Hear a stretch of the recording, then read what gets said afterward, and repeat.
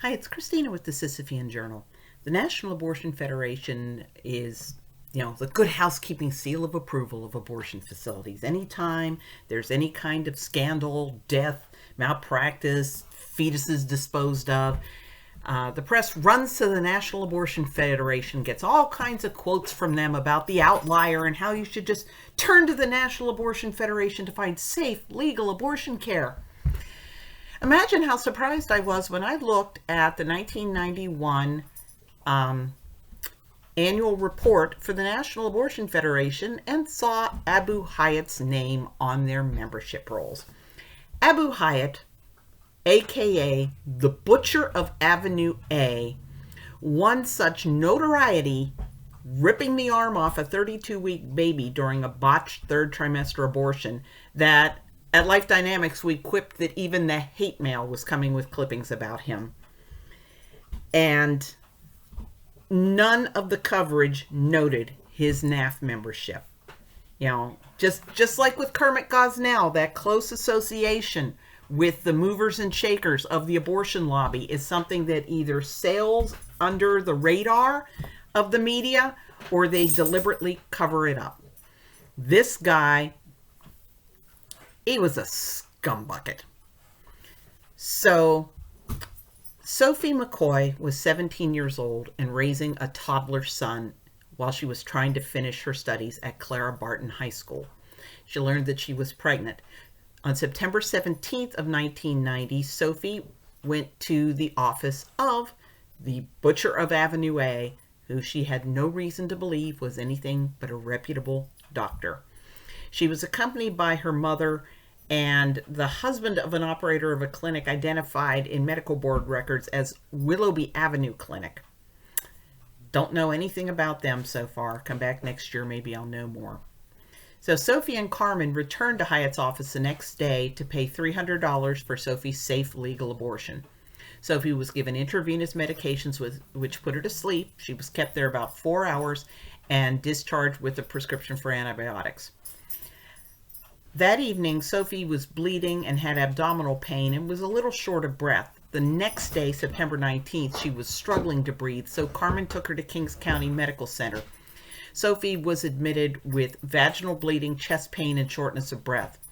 Dr. Harding, who treated her, discovered that Sophie had a perforated uterus and serious sepsis. An emergency hysterectomy was performed, but Sophie developed a clotting disorder and septic shock. She died on September 26th, leaving her 1-year-old son motherless. After Sophie's death, Habit denied having treated her at all, but Sophie's mother was able to identify him by name and from a photograph. Funny, while continuing to deny having treated Sophie, Hayat told one of the physicians who tried to save her life that she had expelled a fetus at home and come to him for help, whereupon he'd send her to the hospital. But a Hayat employee named Margie recognized Sophie from a photo and said that yes, Hayat had treated the girl on 2 occasions. And Margie added that after the second visit, Sophie's mother had called, hysterical and crying. And Margie said she'd seen medical records for Sophie at the facility and that Hayat had argued with the referring clinic for payments regarding Sophie's treatment. Now, this death was reported to the district attorney in the New York Health Department. Turns out Hayat had been the target of state investigation since 1998. That's 2 years prior to Sophie's death.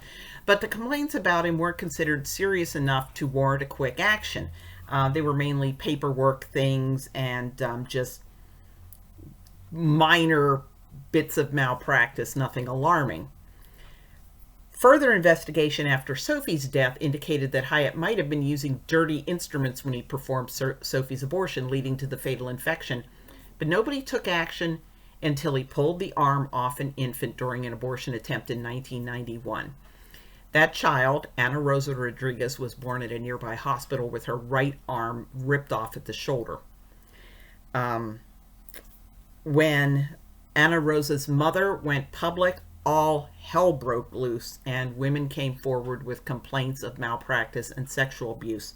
And it turns out that part of why the medical board did not know how bad Hayat was that most complications and deaths were reported to the medical board by insurance companies, but Hayat National Abortion Federation member, cream of the cream, didn't have malpractice insurance.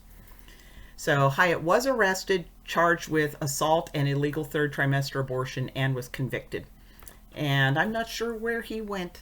It's been quite a long time. He's probably out and about by now.